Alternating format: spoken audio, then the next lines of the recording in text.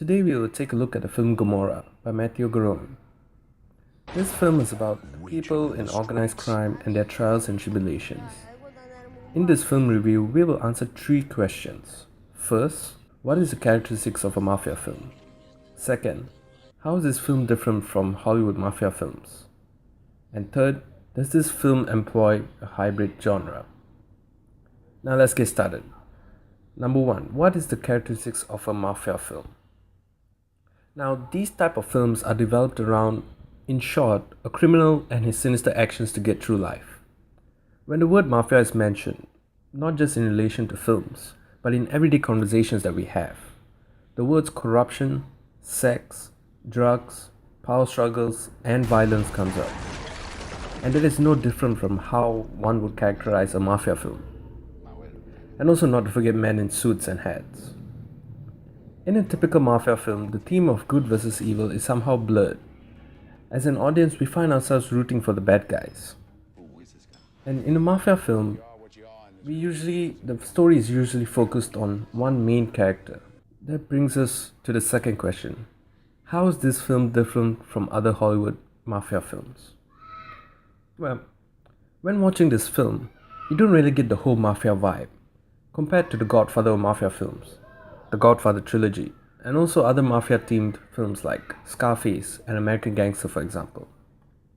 There is no high-end corruption, no fine suits, and to be honest, not that much violence involved. Instead of fine suits, we see t-shirts and tracksuits. In a usual Hollywood film, at some point of the film we get to see the Don, the big boss, the man who calls the shots, or how the little guy works his way up to the top of the organization. But not in this film. In this film, the Don isn't shown at all. There is no rise to power, just a focus on the underlings, the men on the ground and their journey. This film follows a group of people in different positions in what can be assumed as one big organization. A young recruit, a man who does what he is told, a man who wants to poison the earth and his assistant, a hardworking tailor, and 2 young men who want to create a world of their own.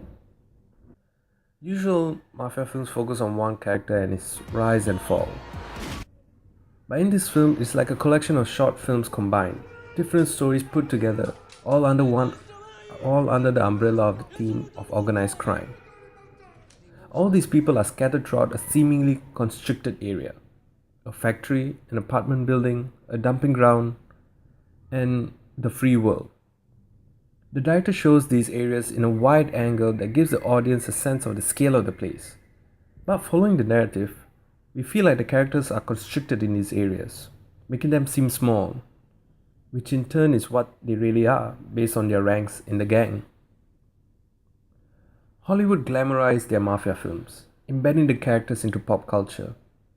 Hollywood gives the mafia a high stand in the audience's eyes, making us want to be like them. But not in this film. The realism in this film on the portrayal of the mafia or gang detaches the audience from wanting us to be like them. They're not as glamorous as the men in suits. Lastly, does this film employ a hybrid genre? Well, in my opinion, this film doesn't employ a hybrid genre. It just sticks to one. A hybrid genre requires more than one genre to be present in the film. But in this film, it only seems like there's only one genre present, which is the whole mafia theme. There is one scene with a hint of comedy, where the character just suddenly emerges from underground when they are scaling the petrol station in order to dump their waste. But notice how I just said one? In order a film to be a hybrid, there has to be more than one element from another genre to be embedded into that film. This film is without doubt an honest, a realistic crime film that doesn't glamorize anything.